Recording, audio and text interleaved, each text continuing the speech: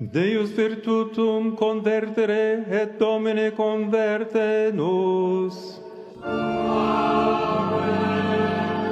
Respice de celo et vide et visita vineam istam et protegeam quam plantavit dextera tuam. Illustra faciem tuam et salvierimus. Benedicat vos omnipotens Deus, Pater et Filius et Spiritus Sanctus.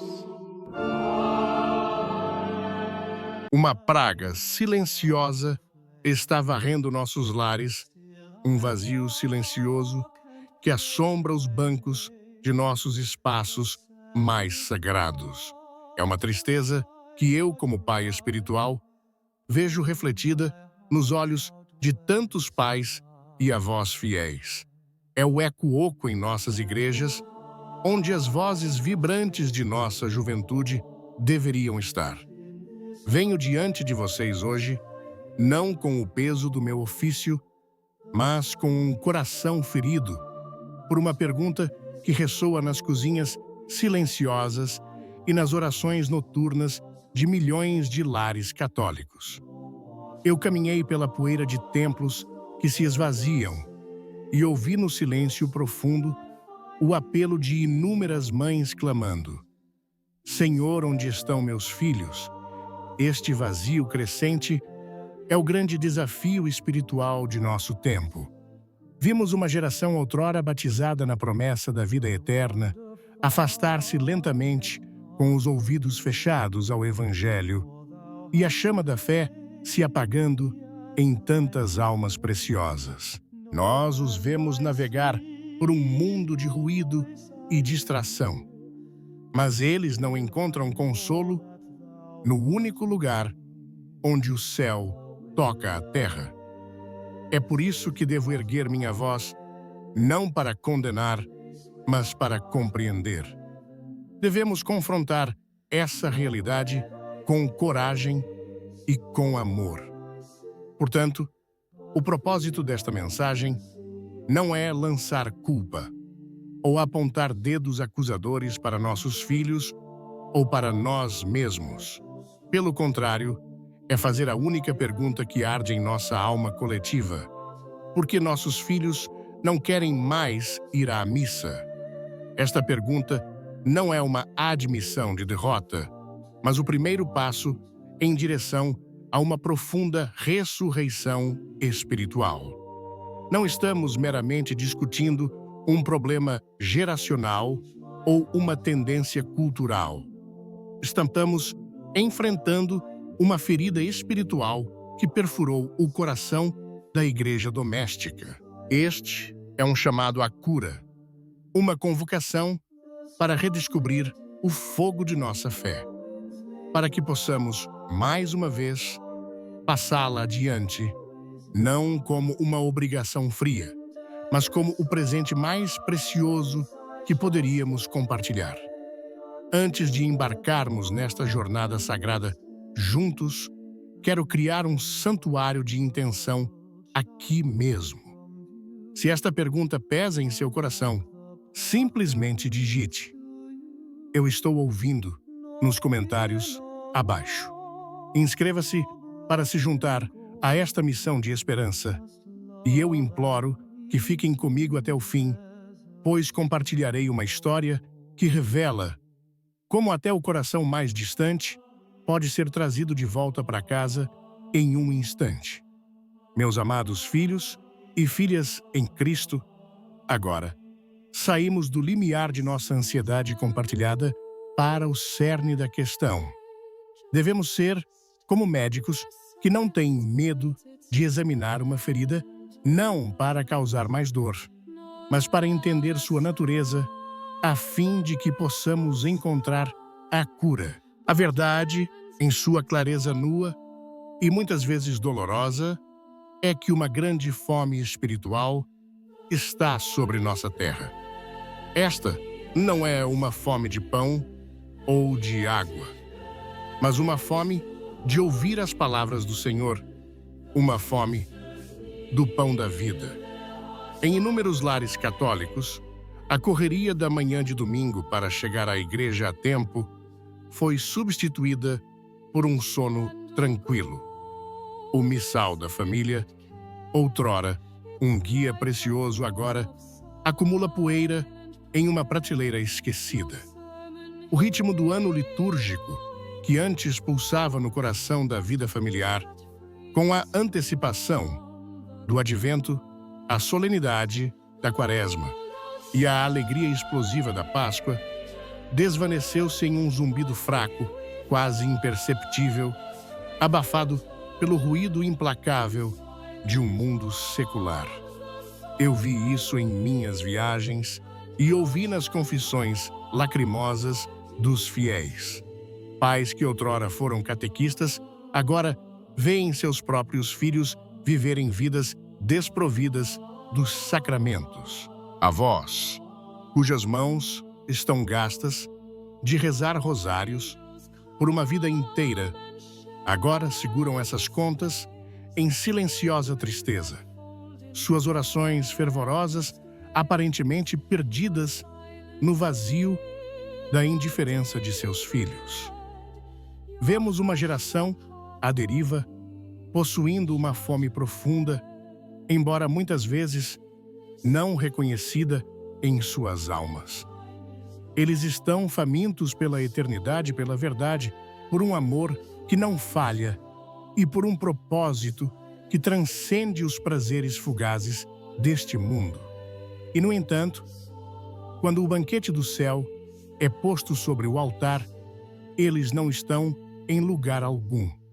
Eles estão, como o profeta descreveu, perecendo por falta de visão, e esta é uma realidade que não podemos mais nos dar ao luxo de ignorar.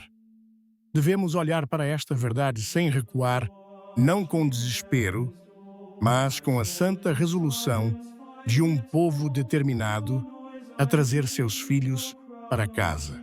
Isso nos leva ao cerne de nossa investigação. Por quê? Porque eles se afastaram. É muito simplista e, de fato, um desserviço à nossa juventude descartar sua ausência como mera rebelião ou preguiça. As correntes que eles navegam são traiçoeiras e fortes. Eles foram criados em uma cultura que adora no altar do eu. Desde os seus primeiros dias, eles são inundados com um evangelho de individualismo radical, um credo que sussurra. Seus sentimentos são sua verdade. Seus desejos são sua lei. Seu propósito é ser adorado, não adorar.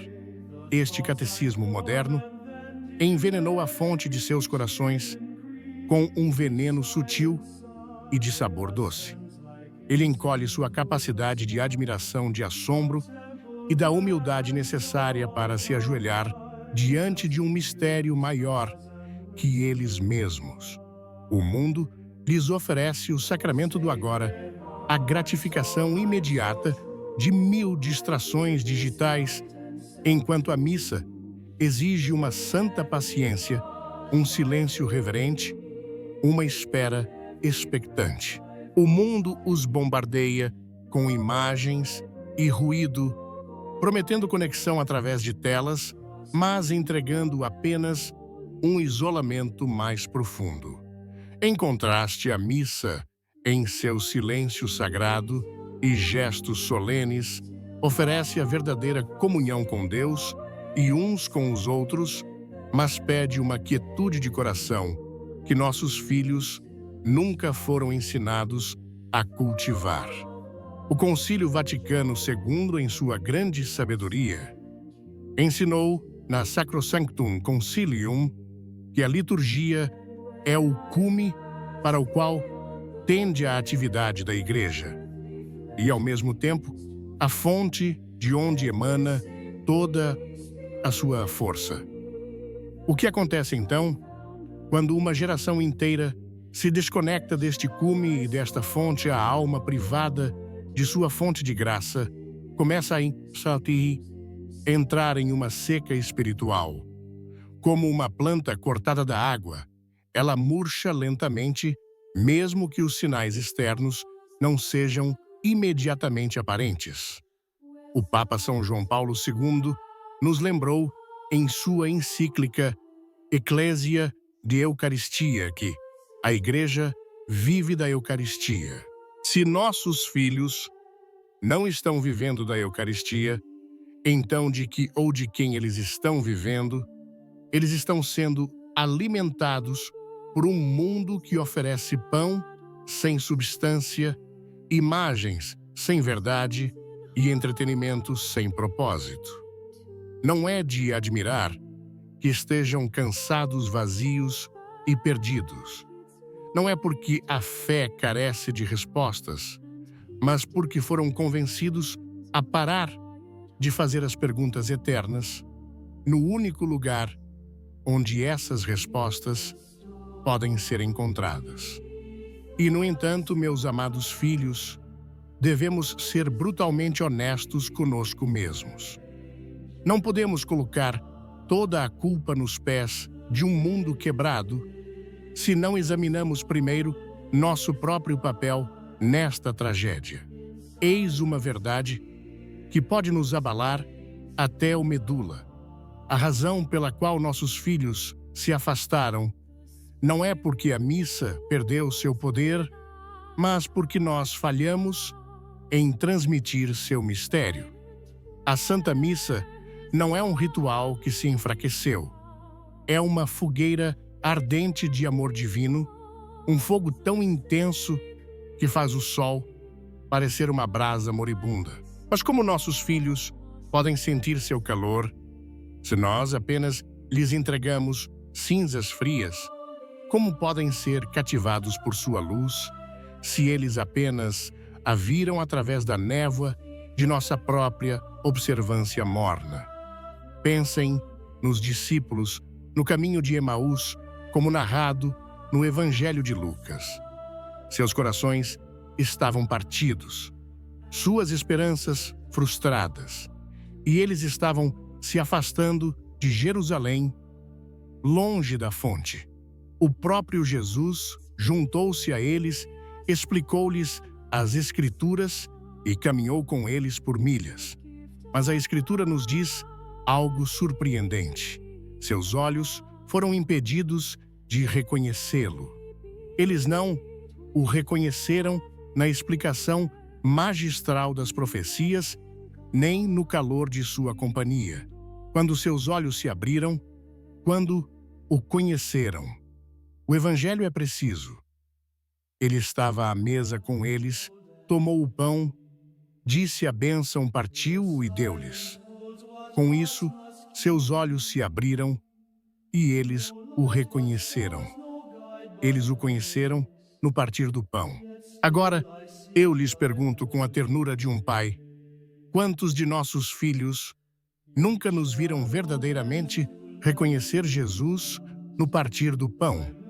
Quantos nos viram nos aproximar do altar com o mesmo ar distraído com que nos aproximamos de um caixa de supermercado? Quantos assistiram, missa após missa, ouvindo palavras do púlpito que careciam do fogo do Espírito Santo, testemunhando gestos realizados por hábito rotineiro em vez de temor reverente? Quantos se sentaram ao nosso lado, no banco, apenas para nos ver correr para as saídas, no momento em que a bênção final é dada como se estivessem escapando de uma prisão, em vez de partir do limiar do céu?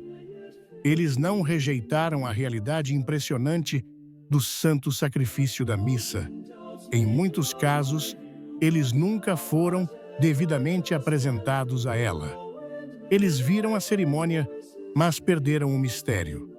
Eles ouviram as palavras, mas não sentiram a chama viva do Espírito que queima quando a Eucaristia é celebrada com verdadeira fé.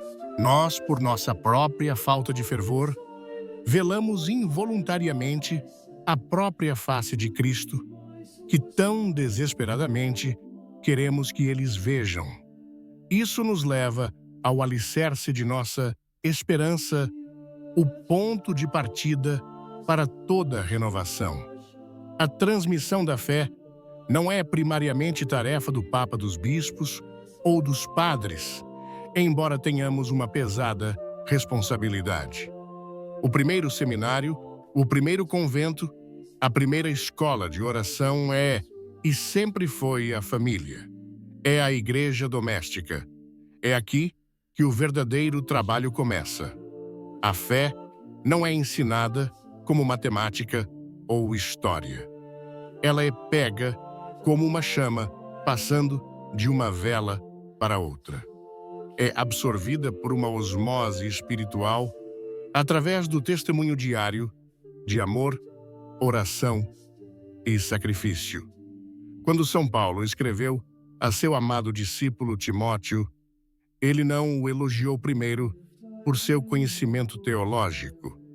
Ele disse: "Lembro-me da tua fé sincera, fé que habitou primeiro em tua avó Lloyd e em tua mãe Eunice. E agora, tenho certeza e habita também em ti." Aí está a pedagogia divina do Evangelho. Uma fé viva passada de geração em geração, não através de palestras e força, mas através do testemunho gentil, persistente e luminoso do amor. Uma criança que vê seu pai ajoelhar-se ao lado de sua cama em oração à noite, aprende mais sobre a majestade de Deus do que em qualquer livro. Uma criança que vê o rosto de sua mãe transformado pela paz após receber a Sagrada Comunhão, aprende mais sobre o poder da Eucaristia do que em qualquer homilia. Uma família que faz da missa de domingo o centro alegre e inegociável de sua semana, ensina uma lição que ecoará nas almas de seus filhos por toda a vida. Talvez tenhamos confiado demais em programas e estratégias e não o suficiente no poder simples e transformador de uma família de joelhos. A crise de fé em nossa juventude é um reflexo direto da crise de fé dentro de nossos próprios lares. Portanto, o caminho para o seu retorno não começa convencendo-os. Começa com nossa própria reconversão. Começa quando paramos de meramente lhes dizer que a Eucaristia é a fonte e o cume de nossa vida, e começamos a viver como se fosse. Enquanto absorvemos essas verdades difíceis, vamos fazer deste um momento de ação. Se você já sentiu essa dor por um filho, um neto, uma sobrinha ou um sobrinho, quero que você simplesmente escreva o primeiro nome deles nos comentários abaixo. Vamos transformar este espaço digital em um vasto e interconectado santuário de oração por nossas ovelhas perdidas. Meus caríssimos, tendo olhado sem vacilar para a ferida, seria fácil render-se a um sentimento de profundo desespero. O mundo grita seus triunfos enquanto nossas igrejas se aquietam. A lógica de nossa era declara nossa fé uma relíquia, uma herança bela mas vazia de uma era passada. Eu conheço a face deste desespero. Eu a vi gravada nos corações das almas mais nobres. Mas estou aqui hoje com toda a convicção do meu ser para lhes dizer que este desespero é uma mentira. É o grande engano do inimigo que deseja que vocês acreditem que o campo de batalha está perdido e a guerra acabou. Estou aqui para lhes dizer que, embora o fogo possa parecer ter morrido, em muitos corações jovens ainda há brasas brilhando sob as cinzas frias e cinzentas do mundo. Embora a paisagem espiritual de nossas paróquias possa parecer um deserto árido e estéril, ainda há as lágrimas de Maria caindo sobre a terra seca, regando sementes que vocês ainda não podem ver. Embora o silêncio em nossos lares possa parecer uma ausência, ainda há milagres escondidos dentro desse próprio silêncio, esperando por um coração quieto o suficiente para percebê-los. E assim, falo diretamente a vocês, que são os guardiões destas brasas escondidas. Falo a você, mãe, que reza no silêncio de sua cozinha, enquanto seus filhos dormem, seus rostos pacíficos em sua indiferença, seus sussurros suaves, um escudo mais poderoso ao redor deles do que qualquer exército. Falo a você, pai, que outrora foi um catequista orgulhoso e agora carrega a tristeza secreta de ver seus filhos viverem suas vidas sem a graça dos sacramentos, sua memória da primeira comunhão deles, uma dor agridoce em seu coração. Falo a você, avó, que guarda o rosário em seu bolso como uma relíquia sagrada, suas contas lisas, um testamento de uma vida inteira de esperança, cada Ave Maria, uma flecha de ouro disparada no coração do céu, em nome daqueles que você ama. Esta mensagem é para vocês. Não acreditem na mentira de que é tarde demais. Não aceitem o veredito de que seus filhos estão perdidos para sempre. Pois se vocês estão ouvindo minha voz agora, é porque a voz de Deus ainda ressoa em sua própria alma. E se vocês ainda podem ouvir a sua voz, então há esperança.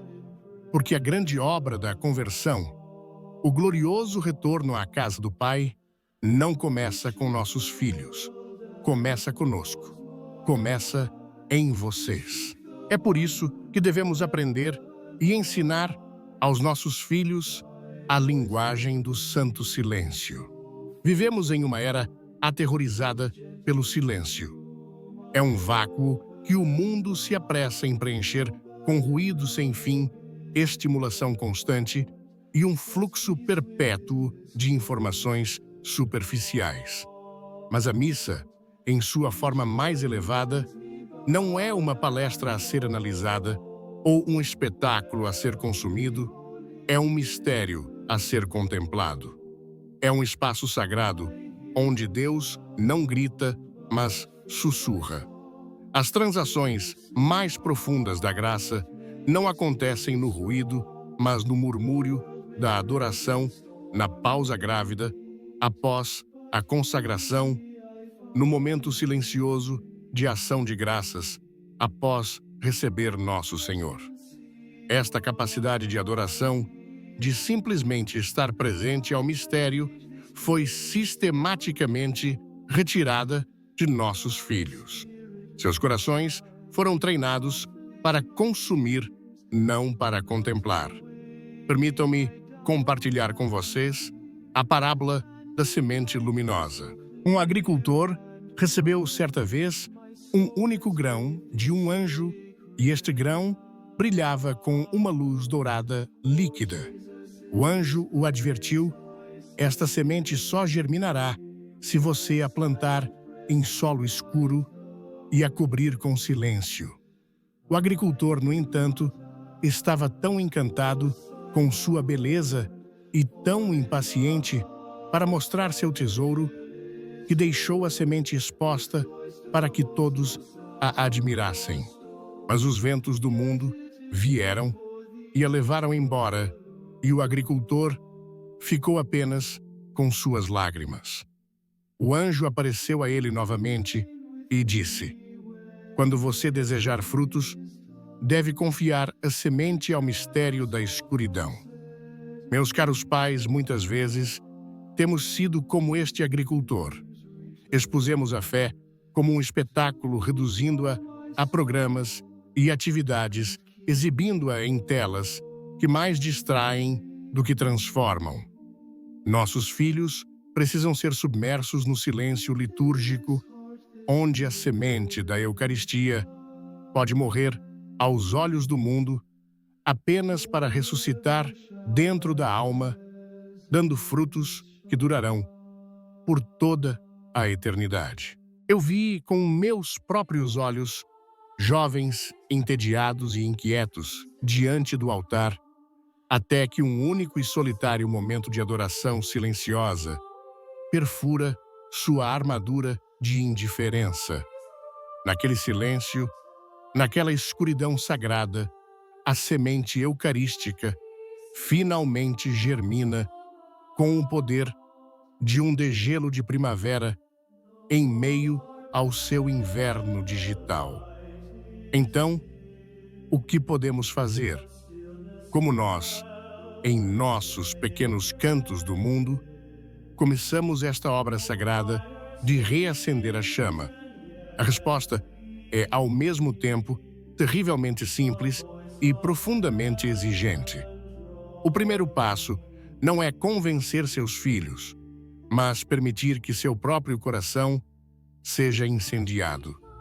A igreja não precisa de mais estratégias, precisa de mais santos. Não precisa de mais programas, precisa de mais testemunhas. Testemunhas que ardem de amor pela Eucaristia, que vivem a missa, como se fosse o céu na terra, que cantam glória, como se tivessem acabado de ver o Senhor ressuscitado, e que recebem a comunhão com uma gratidão trêmula, como se estivessem verdadeiramente segurando o próprio Deus em suas mãos. Pois quando um jovem vê seu pai de joelhos em oração, quando vê sua mãe chorando em adoração, quando vê sua família inteira transformada pela liturgia, algo profundo dentro dele começa a se agitar. Eles podem não admitir, eles podem não demonstrar, mas sua alma criada para esse mesmo amor começa a se lembrar. Começa a sentir uma saudade de um lugar ao qual esqueceu que pertence. Deixem-me contar a história da lâmpada quebrada. Uma família guardava uma antiga lâmpada a óleo, herança de seus bisavós. Todas as noites, eles a acendiam e rezavam o rosário juntos em sua luz quente e suave. Mas um dia, as crianças brincando a derrubaram e seu belo vidro se quebrou. A partir de então, eles simplesmente acendiam a luz elétrica e lentamente a oração da noite foi esquecida.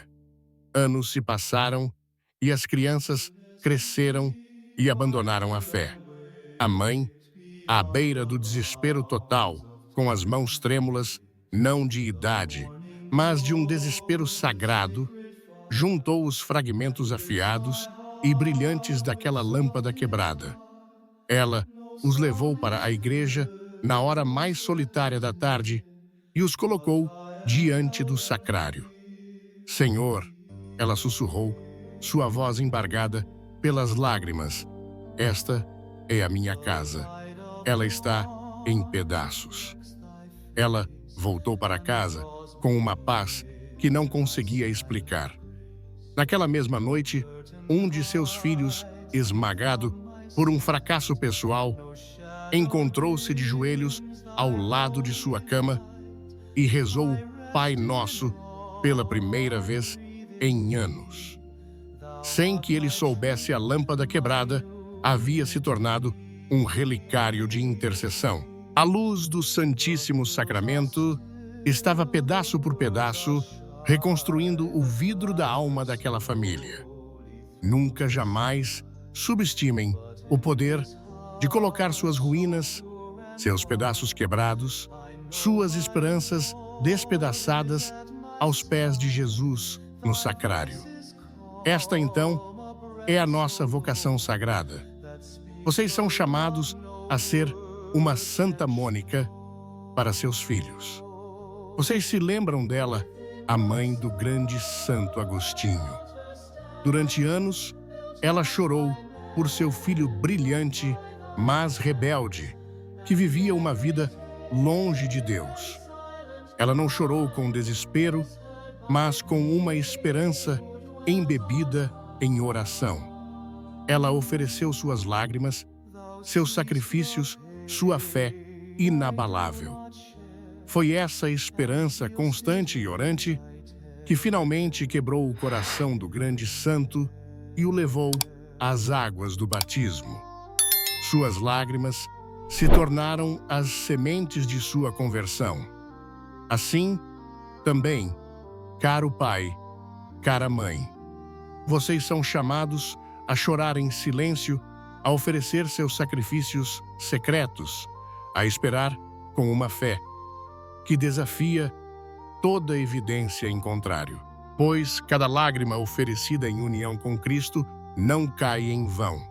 Ela se torna uma semente.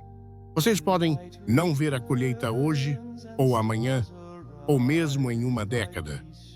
Mas Deus é um agricultor fiel e Ele não deixará uma única semente do amor de um pai ou mãe ser desperdiçada. É assim que começamos a reacender a chama. Não é discutindo teologia ou forçando-os a sentar nos bancos da igreja. É tornando-se você mesmo uma chama viva e pulsante. Deixem-me compartilhar uma última alegoria, o conto do fogo emprestado. Em uma aldeia alta dos Andes, onde os invernos eram brutalmente frios, cada casa mantinha cuidadosamente o fogo de sua lareira. Uma noite, o fogo na casa de uma viúva pobre se apagou completamente.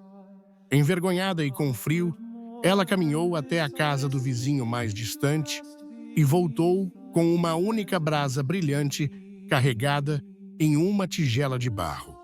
Ela a usou para reacender sua própria lareira. E daquele dia em diante, aquela chama compartilhada, aquele fogo emprestado, ardeu com o dobro da intensidade. Talvez o fogo nos corações de seus filhos tenha se apagado.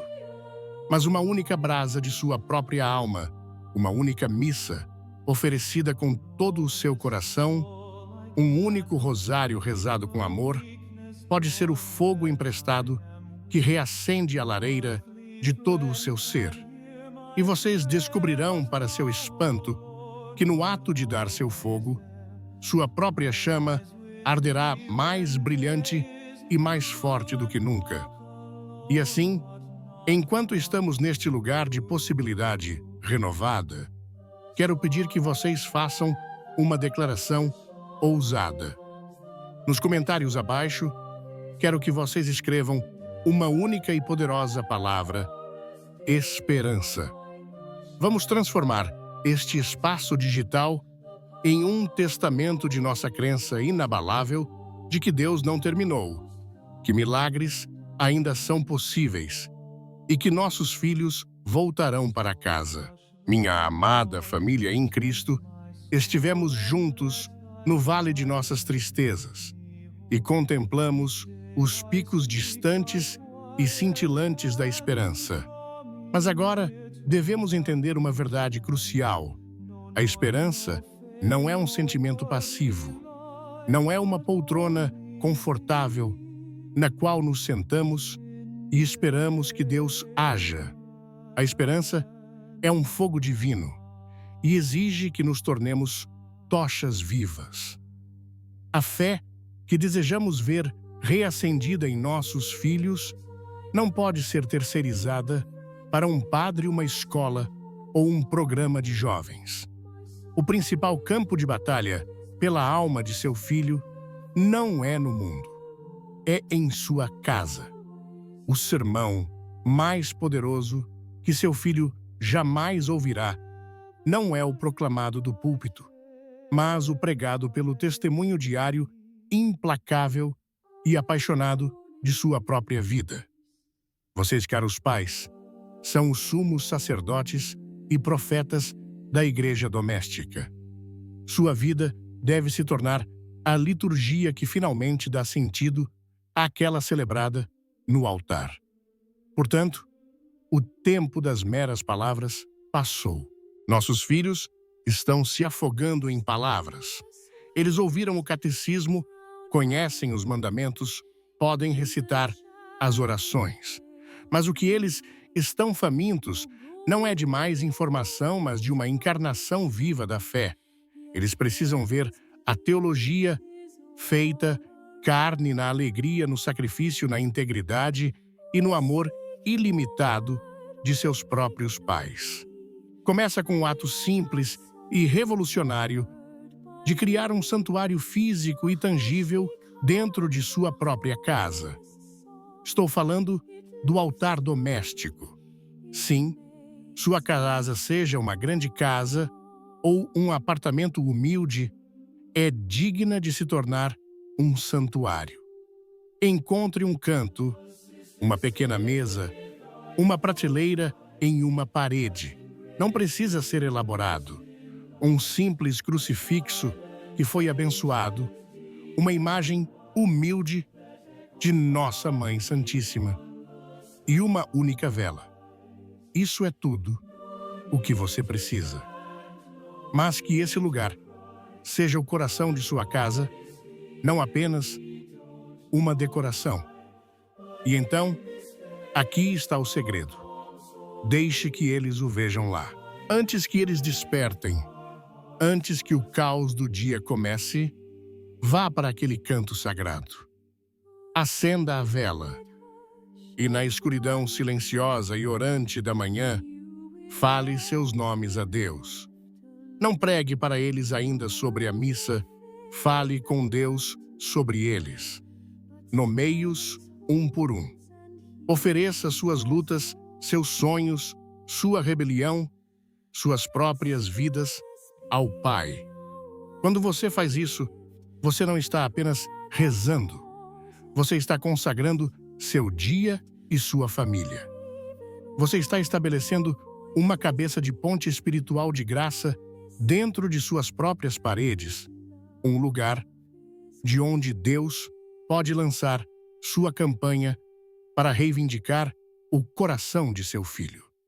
Deste santuário particular, a graça deve então fluir para a vida pública da família, mais especialmente em como você santifica o dia do Senhor. Por muito tempo, tratamos a missa de domingo como uma tarefa a ser cumprida, uma caixa a ser marcada. E nossos filhos, que são especialistas em ler o coração, aprenderam esta lição de nós muito bem. Devemos reivindicar o domingo não como uma obrigação, mas como uma celebração. Prepare-se para ele como você faria para a chegada do convidado mais honrado. Que não seja uma correria frenética, mas uma peregrinação alegre. Deixe seus filhos verem você colocar suas melhores roupas, não por vaidade, mas por reverência ao Rei que você está prestes a encontrar. Deixe-os ver você sair de casa cedo, não para conseguir uma boa vaga de estacionamento, mas porque você não suporta se atrasar para este encontro divino. Quando você estiver na igreja, sente-se perto da frente. Cante mesmo que pense que tem uma voz terrível, pois seu canto é uma oração que deleita os anjos. Responda às orações com convicção. E então, deixe-os ver você receber a Eucaristia como se soubesse verdadeiramente que está recebendo o Deus vivo.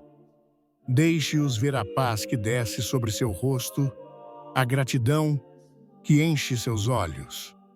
E quando você voltar para casa, não deixe a graça da missa evaporar na porta. Deixe a alegria do domingo transbordar para o resto do dia. Faça da refeição em família uma festa. É assim que a missa deixa de ser uma hora isolada e se torna o sol em torno do qual toda a semana orbita alegremente. Além disso, você deve reivindicar a mesa de jantar como um eco do altar. Em nosso mundo moderno, este espaço sagrado da comunhão familiar foi profanado pelos ídolos da televisão e pela distração dos telefones celulares. Reivindique-o. Para Cristo, desligue as telas, guarde os telefones e, antes de comer, abençoe a comida. Agradeça a Deus com palavras simples e sinceras. E então, à mesa, não pregue sermões. Conte histórias. Compartilhe uma história da vida de um santo. Fale sobre algo que você ouviu na leitura do Evangelho que o comoveu. Pergunte aos seus filhos pelo que eles são gratos. Deixe-os ver que, para você, Jesus não é uma figura distante e histórica confinada às paredes do templo, mas um convidado vivo e presente em sua própria mesa. Quando o lugar onde você compartilha seu pão se torna um lugar onde você compartilha sua fé, a conexão entre a refeição em família e o banquete eucarístico começa a se formar profundamente em suas almas. Eles começam a entender que a comunhão está no cerne da vida. Neste mesmo espírito, eu lhes imploro, com todo o amor em meu coração, rezem o rosário. Se você não pode rezar tudo, reze uma única dezena. Faça-o com perseverança, não com uma exigência de perfeição. Não force seus filhos a se juntarem a você. Isso muitas vezes pode ser contraproducente. Simplesmente convide-os. Se eles recusarem, não discuta. Simplesmente reze por eles. Deixe-os ver com as contas em suas mãos. Deixe-os ouvir o murmúrio suave de suas ave-marias do outro cômodo, pois o rosário é uma linha de vida espiritual que você está lançando para eles através das águas turbulentas de suas vidas.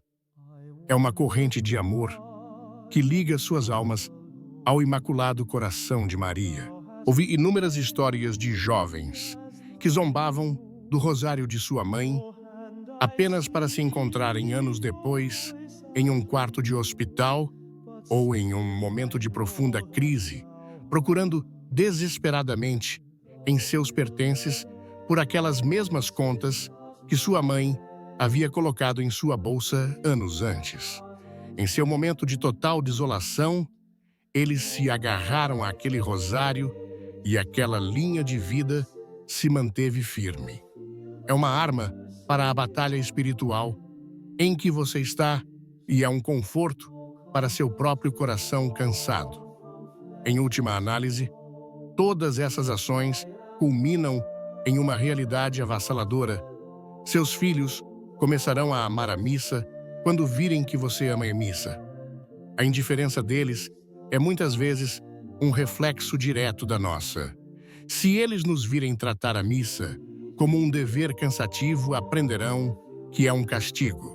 Se eles nos virem nos aproximar da Eucaristia com um ar casual e distraído, concluirão que é meramente um símbolo. Mas, meus caros pais, e se eles vissem outra coisa? E se eles vissem que para você a missa não é apenas importante, mas essencial? E se eles vissem que é o seu próprio fôlego, seu alimento para a jornada, a âncora de sua alma, quando eles o veem escolher a missa em vez de um evento esportivo, em vez de uma manhã preguiçosa na cama, em vez de qualquer outra coisa, eles aprendem uma lição mais profunda do que qualquer aula de catecismo jamais poderia ensinar. Eles aprendem que a missa é um tesouro de valor infinito.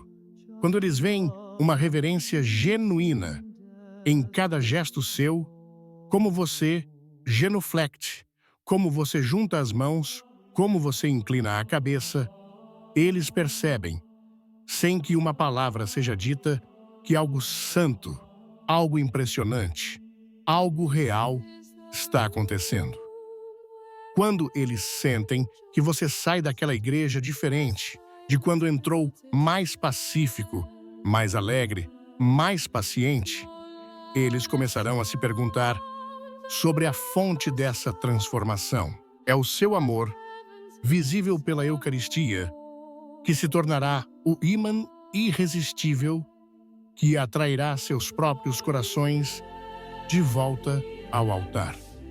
Eles virão, não porque você lhes disse, mas porque querem o que você tem. Finalmente, você deve ser uma testemunha da misericórdia. Nunca jamais use a fé como uma arma para envergonhar ou ridicularizar seus filhos. Lembre-se de Jesus no caminho de Emaús. Ele encontrou seus discípulos se afastando de Jerusalém, seus corações cheios de dúvida e desespero. Ele não os repreendeu. Ele não os condenou. Ele caminhou com eles. Ele os ouviu. Ele explicou pacientemente as Escrituras. Ele os acompanhou em sua confusão. E então, no partir do pão, seus olhos se abriram.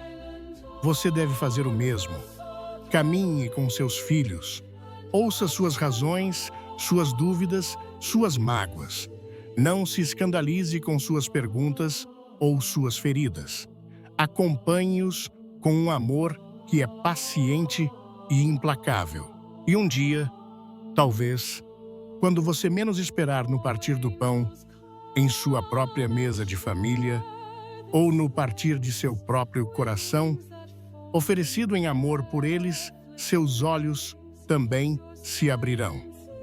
Sua vida se tornará a prova viva de que nossa fé não é um museu para santos, mas um hospital para pecadores. Um lugar onde todos, especialmente os mais quebrados, podem vir e encontrar cura. Discutimos muitas ações poderosas, mas a ação começa com uma decisão. Quero que você se comprometa com apenas uma dessas coisas esta semana. Talvez seja criar um canto de oração. Talvez seja rezar uma dezena do rosário. Talvez seja ter um jantar sem telas. Seja o que for, se você está disposto a dar um passo, escreva "Eu vou" nos comentários abaixo. Que este seja seu pacto com Deus e com esta comunidade de fé. Um sinal de que você está pronto para se tornar o sermão vivo que sua família precisa. Meus amados irmãos e irmãs, percorremos o terreno difícil de nossa própria responsabilidade e começamos a acender as pequenas e corajosas brasas da esperança. Agora, chegamos ao cerne da questão, ao propósito último de nossa luta, ao destino glorioso de nossas orações, a restauração de um amor profundo e transformador pela Santa Missa nos corações de nossos filhos. Pois devemos ser claros, nosso objetivo não é meramente encher os bancos novamente. Não é resgatar uma tradição cultural ou impor conformidade. Nossa missão sagrada é levar nossos filhos de volta à única e maior fonte de poder e graça deste lado do céu. É reapresentá-los ao drama cósmico que se desenrola sobre o altar, o momento em que o véu entre os mundos se torna tênue e o sacrifício do Calvário se faz presente não como uma memória, mas como uma realidade viva e pulsante. A crise de fé que testemunhamos é, em sua essência, uma crise da Eucaristia. Permitimos que o fogo central de nossa fé fosse percebido como uma vela bruxuleante e nos perguntamos por que nossos filhos não são atraídos por seu calor. A Santa Missa não é uma devoção entre muitas, é a própria fonte e o cume de toda a vida cristã. É o coração espiritual que bombeia o sangue da graça de Cristo para o corpo místico da Igreja. Quando uma alma é desconectada deste coração, ela inevitavelmente se torna fraca, pálida e fria. Portanto, restaurar o amor pela missa é realizar um transplante de coração espiritual. É reconectar nossos filhos à fonte vivificante de onde flui toda a força, toda a alegria e toda a salvação. Se a fé de seu filho deve sobreviver e prosperar neste mundo hostil, ela deve estar ancorada na realidade inabalável da Eucaristia. Todo o resto é construído sobre areia.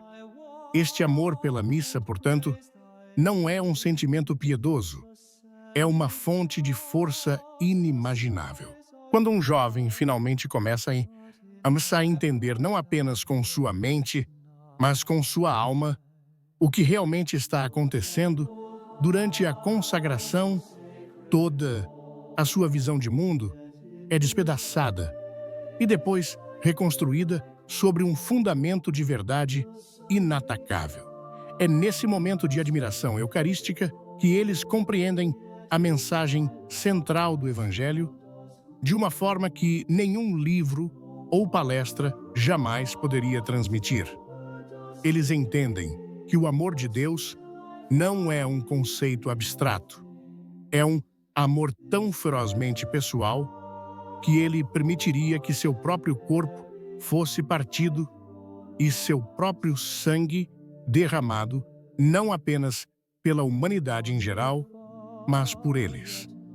A missa se torna o lugar onde eles aprendem sua verdadeira identidade. Eles não são meramente uma coleção de átomos, um produto de seu ambiente ou um consumidor em um mercado global. Eles são um filho ou filha por quem o Rei do Universo estava disposto a morrer e por quem ele se oferece novamente dia após dia. Este conhecimento se torna um escudo contra as mentiras do mundo, que lhes dizem que são inúteis, que seu valor se baseia em sua aparência, suas conquistas ou sua popularidade. Quando uma jovem sabe no fundo de seus ossos que é amada com a paixão infinita do Cristo crucificado, que ela recebe na Sagrada Comunhão, as promessas ocas do mundo perdem seu poder sobre ela. Quando um jovem entende que sua força não vem de seu próprio ego, mas da vida divina que lhe é oferecida no banquete eucarístico, ele é libertado da pressão esmagadora de ter que se provar constantemente. Amar a missa é possuir o segredo da redenção.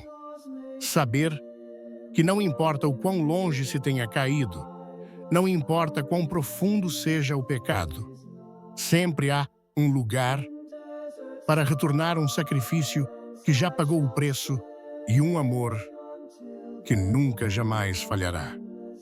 Esta é a força que devemos buscar desesperadamente para lhes dar. Como então cultivamos esse amor? Fazemo-lo modelando-o com uma fidelidade alegre e inabalável. Primeiro, devemos restabelecer a frequência semanal à missa, não como uma opção negociável, mas como a peregrinação sagrada que define a identidade de nossa família. Quando nossos filhos veem que tudo mais em nossa semana, esportes, eventos sociais, lazer, é agendado em torno da missa, eles aprendem, sem uma palavra, que é a coisa mais importante que fazemos. É o encontro de nossa família com Deus, e não o perderíamos por nada neste mundo. Essa consistência firme, mas alegre, cria um ritmo de graça em suas vidas, um retorno previsível à fonte que se tornará uma âncora para eles em seus anos posteriores. Segundo, devemos aprender a compartilhar a alegria de nossa fé. Devemos quebrar a conspiração silenciosa de que o que acontece na igreja fica na igreja. No caminho para casa ou na refeição de domingo, torne isso uma parte natural de sua conversa. Pergunte: qual foi sua música favorita hoje? Ou algo que o padre disse na homilia o fez pensar. Compartilhe o que moveu seu próprio coração. Talvez você diga: senti uma paz tão grande hoje, depois de receber a comunhão. Não se trata de interrogá-los sobre a doutrina. Trata-se de modelar que a fé é algo a ser experimentado, refletido e compartilhado. Isso transforma a missa de um espetáculo passivo em uma experiência familiar compartilhada, tecendo seus fios no tecido de sua vida diária. Mas o método mais crítico, aquele do qual todos os outros dependem, é o poder simples, aterrorizante e glorioso de seu próprio exemplo. Você é o catequista principal, e seu rosto durante a consagração é a lição mais poderosa que seu filho jamais aprenderá. Eles estão observando você. Quando os sinos tocam e o padre eleva a hóstia sagrada, eles podem não estar olhando para o altar. Eles estão olhando para você. O que eles veem em seus olhos? Eles veem tédio, distração, ou eles veem admiração? Eles veem um vislumbre do reconhecimento de que você está na presença de seu Criador, seu Redentor, seu Deus. Quando você volta ao banco após receber a comunhão e se ajoelha e cobre o rosto, eles sentem que você está em uma conversa íntima e silenciosa com o Senhor do Universo, que agora habita dentro de você. Sua reverência se torna uma homilia mais eloquente do que quaisquer palavras. Sua atenção focada lhes ensina que algo de importância infinita está acontecendo. Seu amor, visível por Jesus na Eucaristia, é a centelha que, em última análise, acenderá a deles.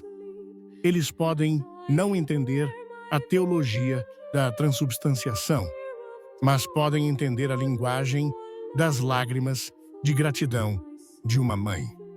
Eles podem não ser capazes de articular a natureza sacrificial da missa, mas podem reconhecer o olhar de profunda reverência no rosto de seu pai. Você, em seu banco, torna-se o vitral vivo e pulsante através do qual a luz do mistério eucarístico brilha pela primeira vez em suas almas. E esta, minha amada família, é onde nossa esperança encontra seu fundamento inabalável. A tarefa pode parecer imensa, os obstáculos intransponíveis. Você pode ter tentado por anos, com pouco ou nenhum resultado visível. Mas eu lhes digo, não desanimem. Vocês são um farol. Seu trabalho não é perseguir os navios, nem forçá-los a ver sua luz. Seu trabalho é manter sua própria luz acesa, brilhante e constantemente.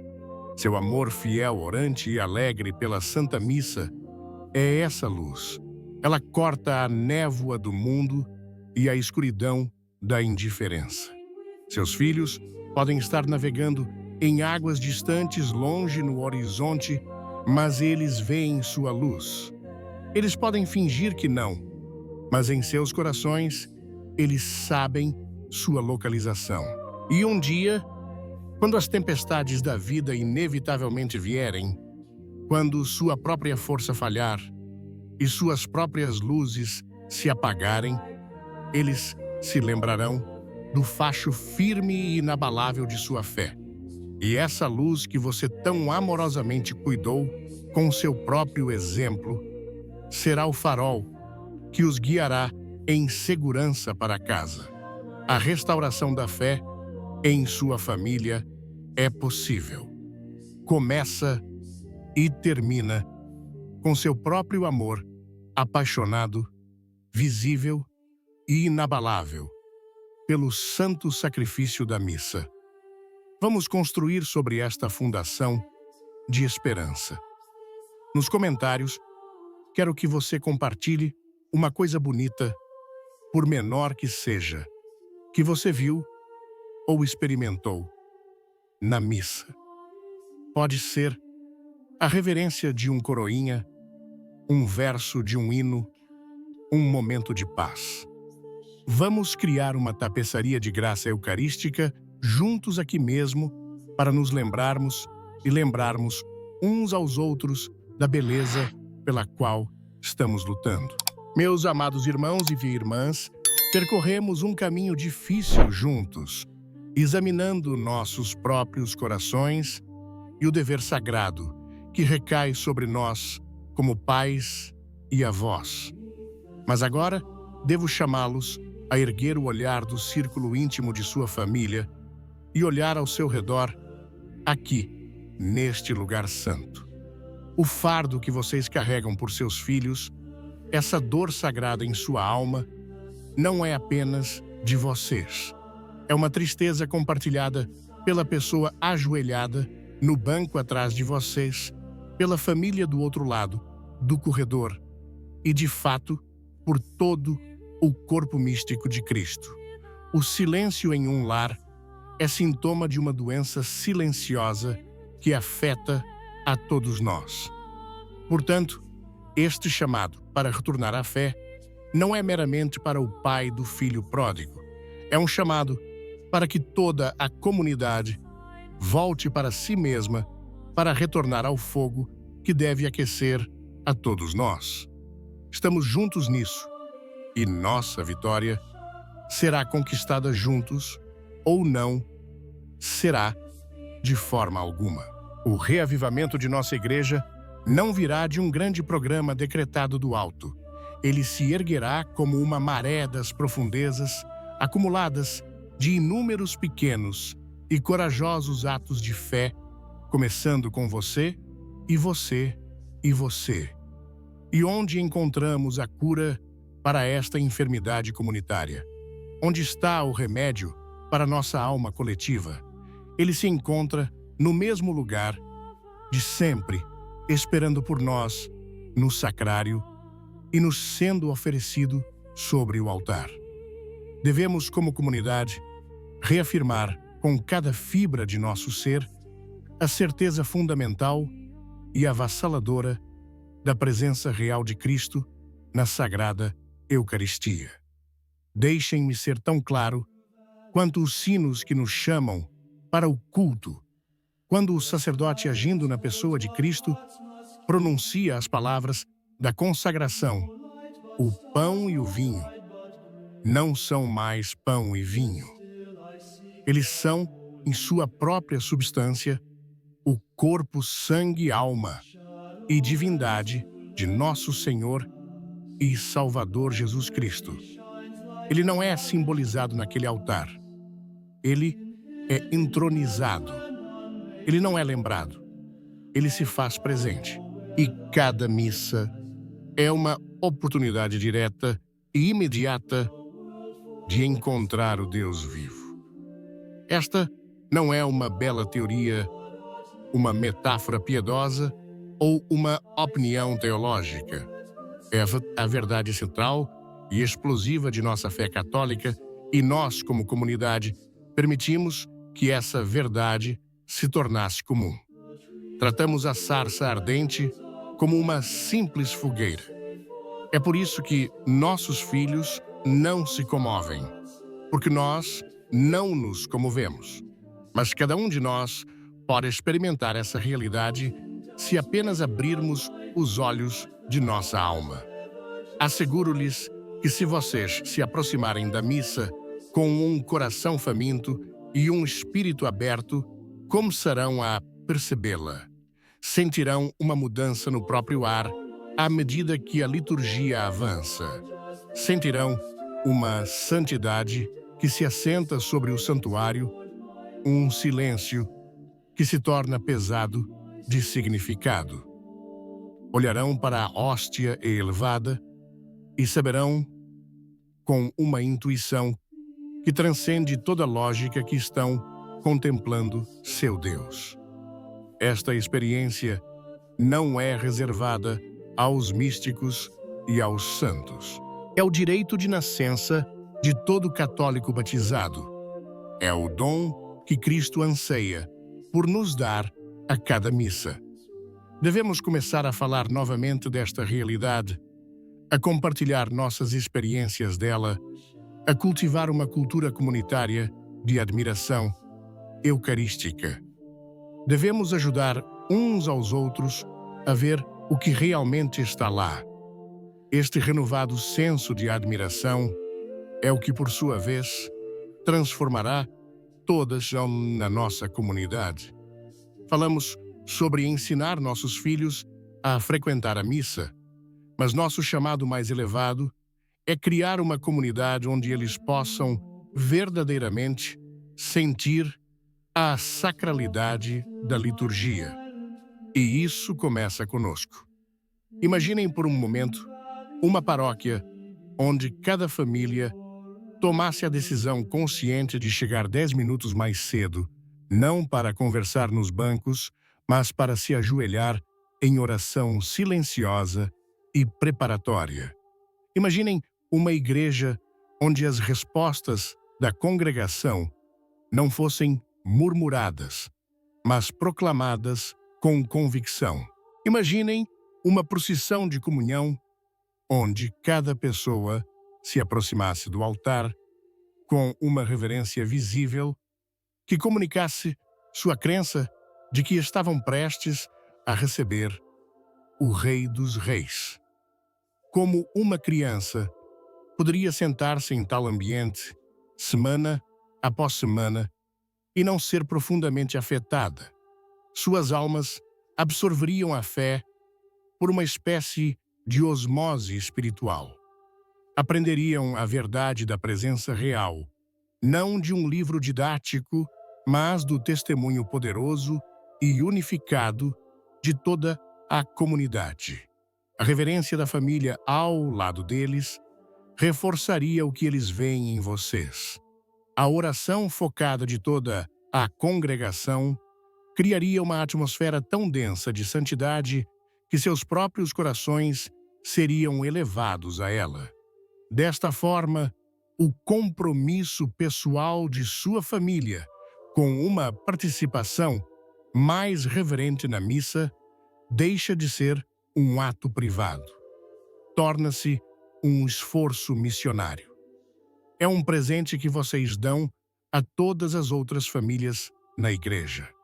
Sua reverência se torna uma permissão para que outros sejam reverentes. Seu foco ajuda os outros a se concentrarem. Sua família se torna uma única e poderosa célula de renovação que pode inspirar todo o corpo paroquial a se tornar mais saudável, mais santo e mais vibrantemente vivo em seu culto. É assim que criamos uma mudança que dura. Paramos de ver a missa como algo que consumimos individualmente e começamos a vê-la como algo que criamos corporativamente, um trono digno para nosso Rei Eucarístico. E assim, meus caros filhos da Igreja, aqui reside nossa esperança eterna. Sei que o caminho que tracei é difícil.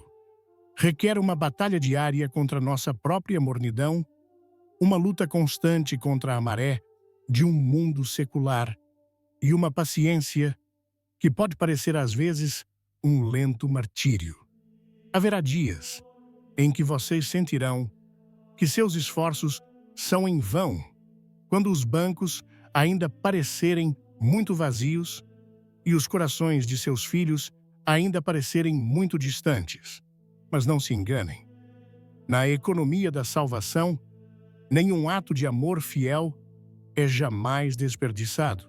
Cada missa que vocês frequentam com um coração fervoroso, cada rosário que sussurram por sua paróquia, cada momento de reverência que modelam para sua família, envia ondulações de graça para o mundo e para a eternidade. Vocês são a geração que foi chamada para estar na brecha. Vocês são os guardiões da chama em um tempo de trevas crescentes. Mas devem se lembrar que a luz que vocês seguram não é sua. É a luz do próprio Cristo, uma luz que nenhuma escuridão jamais poderá superar. Ao viver sua fé com essa intensidade renovada, ao fazer da Santa Missa o centro ardente de sua vida e da vida de sua comunidade, vocês se tornam essa luz. Vocês se tornam o farol que guiará não apenas seus próprios filhos, mas as gerações futuras de volta ao porto seguro da Igreja. A escolha é nossa, como comunidade, de permanecer como estamos confortáveis em nosso declínio administrado, ou de nos levantarmos com a ajuda da graça de Deus e nos tornarmos o povo vibrante, crente e eucarístico que Ele nos chamou a ser. Escolhamos ser essa luz. Escolhamos arder com o fogo de seu amor, para que nossos filhos e os filhos de nossos filhos tenham um caminho a seguir para casa. Somos uma comunidade, uma família global, unida nesta esperança. Para tornar isso visível, quero que vocês façam algo simples, mas poderoso. Nos comentários, quero que vocês escrevam o nome do seu santo padroeiro, ou do santo cuja história lhes dá mais força para esta batalha espiritual. Vamos criar uma ladainha de nossos ajudantes celestiais, um testamento da comunhão dos santos que reza conosco e por nós nesta missão sagrada. Meus amados filhos e filhas, minha querida família em Cristo, chegamos agora ao limiar sagrado desta reflexão. Não viemos aqui para concluir um discurso, mas para iniciar uma missão. Estamos, por assim dizer, no altar de nossas próprias vidas, com todo o peso do nosso amor e da nossa dor, expostos diante do Senhor. Pois se há uma verdade que deve ser gravada a fogo em nossos corações, hoje é esta a fé. Não é uma doutrina a ser aprendida, mas um fogo a ser partilhado. Não é um conjunto de regras a ser obedecido, mas uma história de amor a ser vivida. E esta história viva, este evangelho vibrante e pulsante, deve ser proclamado não primariamente com nossos lábios, mas com o sermão implacável, apaixonado e inabalável de nossas vidas diárias. O argumento que finalmente convencerá nossos filhos não será teológico.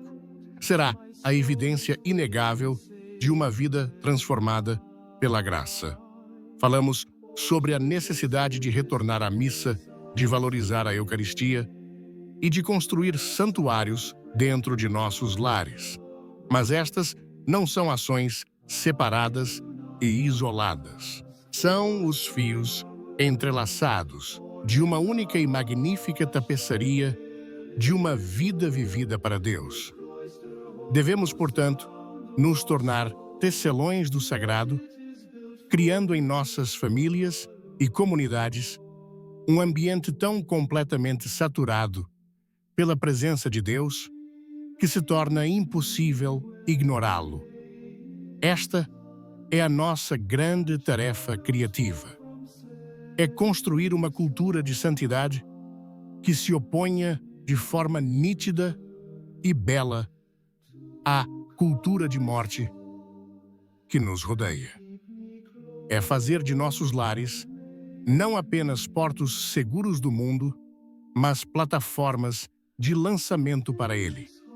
Lugares onde nossos filhos são equipados com um sistema imunológico espiritual tão forte que podem se aventurar na escuridão do mundo, carregando uma luz que não pode ser extinta.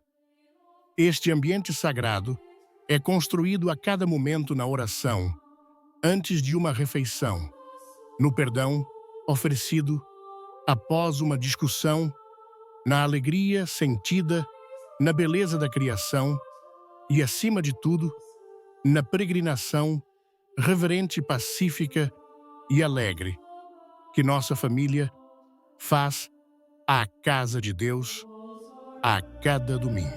Portanto, eu os chamo hoje não meramente a uma ideia, mas a um ato profundo e decisivo da vontade. Eu os chamo pais e mães, avós e avós a retornarem ao santo sacrifício da missa com a intensidade total de seu ser. Eu os chamo a participar não como espectadores, mas como guerreiros, não como consumidores, mas como humildes adoradores. Isso não é pouca coisa. Este é o ato que salvará a sua família. Este é o ato que reconstruirá nossa igreja. Quando vocês entram naquele santuário, entendam que estão pisando em um campo de batalha espiritual. E quando se ajoelham, saibam que sua humildade abala os próprios alicerces do inferno, pois o demônio não teme nada mais do que uma família santa de joelhos.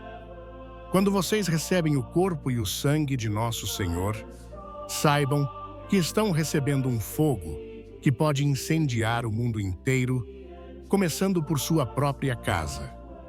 Vocês devem fazer isso não apenas para a salvação de suas próprias almas, mas para as almas daqueles que ele lhes confiou. Vocês são o elo de uma grande corrente de ouro da fé, que se estende através dos séculos até os próprios apóstolos. O inimigo está tentando, com todas as suas forças, quebrar essa corrente com vocês, com sua família.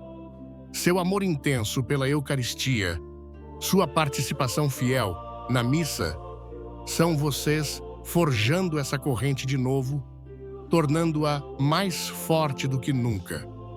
Vocês estão na brecha por seus filhos. Vocês são seus sentinelas, seus vigias, sua última linha de defesa contra um mundo que busca roubar-lhes sua herança eterna. Um dia, eles lhes agradecerão por isso. Eles podem não ter as palavras agora, mas, na clareza da eternidade, eles olharão para vocês com imensa gratidão e dirão: obrigado. Obrigado por não ter desistido.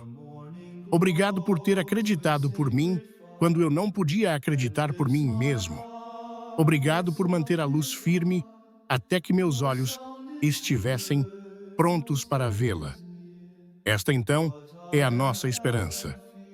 Não é um desejo frágil e sentimental. É uma certeza eterna, enraizada no poder do próprio sacrifício de Cristo.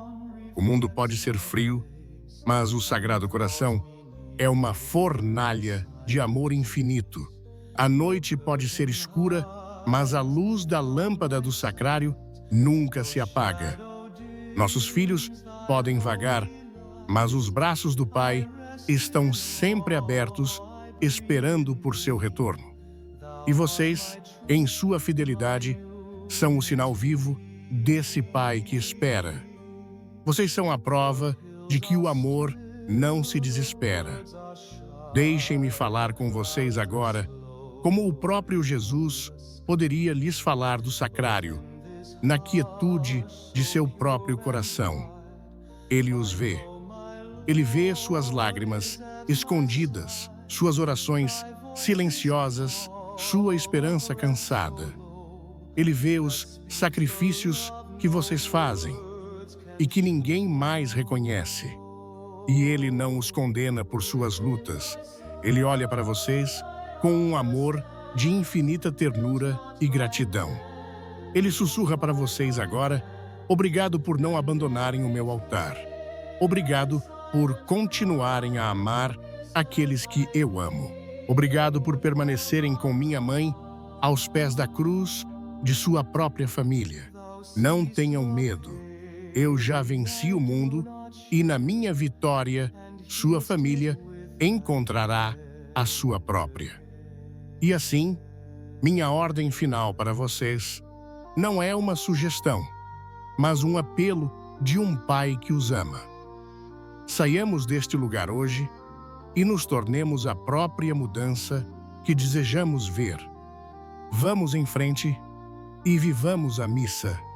Que seu trabalho seja seu ofertório, suas alegrias, seu glória, suas lutas, sua cruz e seu amor, sua comunhão. Tornem-se uma Eucaristia viva e pulsante para sua família, um sinal visível do amor abnegado de Deus. E vocês verão, com a certeza da aurora, que um novo dia raiará para sua família e para nossa igreja. Vocês verão seus filhos, talvez lentamente, talvez confusos, mas inevitavelmente começarem a voltar seus rostos para o sol nascente da misericórdia de Deus. Eles voltarão para casa, eles retornarão à missa, eles retornarão a Deus. Pois onde há um pai ou uma mãe que reza, há sempre um caminho de volta. E onde há a Eucaristia, há sempre a promessa da ressurreição. Ao concluirmos, não pedirei um comentário ou um compartilhamento. Pedirei algo muito mais precioso. Pedirei que se juntem a mim em um ato sagrado de entrega aqui e agora. Convido-os a fazerem destas palavras as suas próprias, a dizê-las do fundo de seus corações, como uma nova aliança de esperança para a sua família. Oremos juntos. Senhor Jesus, eu me coloco diante de Ti como um soldado cansado, mas não derrotado. Eu coloco em Teu sagrado coração os meus amados filhos. Diga seus nomes silenciosamente em seu coração. Toma-os. Eles são Teus. Eu não posso fazer mais. Limpa suas feridas, ilumina suas mentes e quebra toda a corrente de escuridão que os prende. E eu te peço, Senhor, faz de